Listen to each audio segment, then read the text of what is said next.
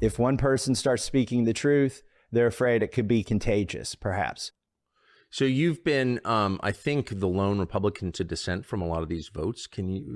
How many votes have there been on this question, and where have you voted on them? Last month, we voted like 15 or 16 times on issues related to Israel.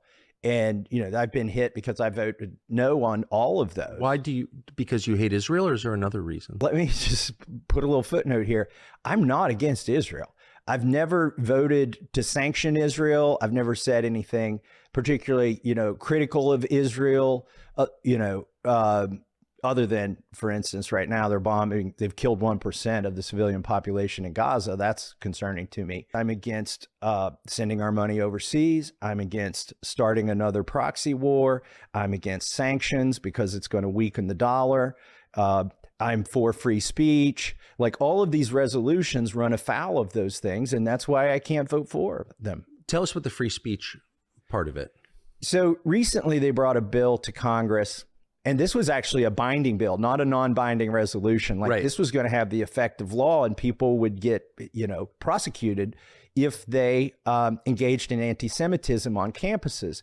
And the problem with this bill is they use some international definition of anti-Semitism on a website somewhere. My first question is, why don't you just put the definition in the bill? Why are you pointing to somebody's URL in a piece of legislation? So I went to this website, and it's got a fairly short definition, but it's also got examples of things that would be considered anti-Semitism. And some of these are actually passages in the New Testament, if you will, would be banned by this international definition of anti-Semitism. For instance, saying that Jews killed Jesus, which is, in the Bible, he was not welcome among his own people, okay? And so that would be anti-Semitism. And if you engaged in that on campus or just offered that as a thought, let's say in a classroom, you would be anti-Semitic, and you would run afoul of the Department of Education and some federal laws. And, there were other examples in there that were hard to believe. For instance, comparing the policies of Israel to the Nazi regime would be anti-Semitic. But the question is, what if their policies ever became the same? Is this a static definition? My constituents aren't falling for it. 2 weeks ago, I just had a primary and got 76% of the vote, with AIPAC running hundreds of thousands of dollars of ads. They've spent millions of dollars against you over the years, and it has had no effect. You get reelected in the primary in the 70s. So, why are they still spending against you in your statewide? Well, they say that they don't want me to run statewide. They're worried that I'll run for McConnell's seat. And so they're trying to send me a message. That's what they would tell you. I've never said that I'm running for the Senate, right? Yeah. I'm pretty much disinterested in it, personally and publicly.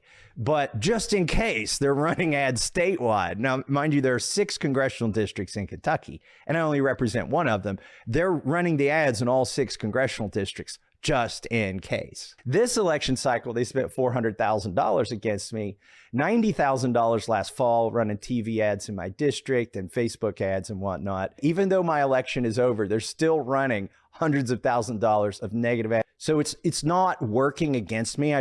I think it's short-sighted on their side to do this. They're just burning money, but they're trying to make an example of me. But they're also exposing their weakness.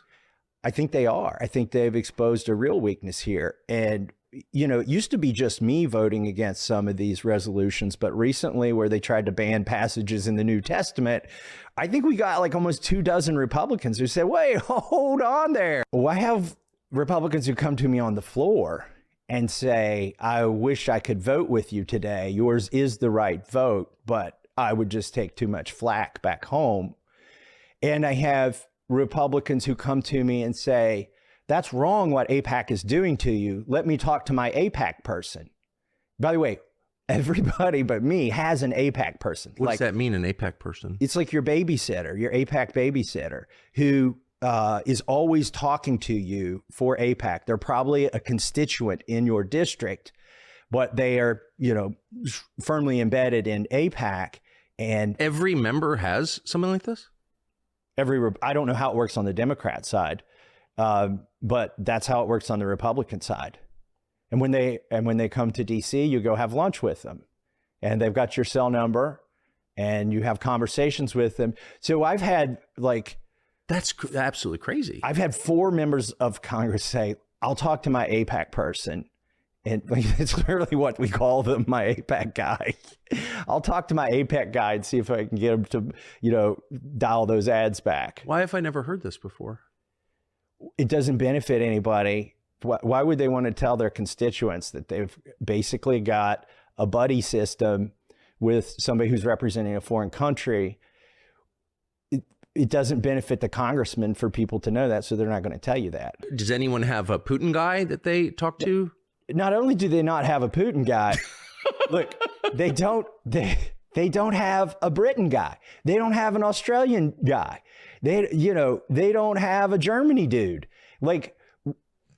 It's the only country that does this, that has somebody that uniformly, I guarantee there's some spreadsheet at AIPAC where the AIPAC dude who's matched up with the congressman is there, and then all the congressman's votes on the issue. Oh, has the congressman been to Israel? They pay for trips for congressmen and their spouses to go to Israel. I'm not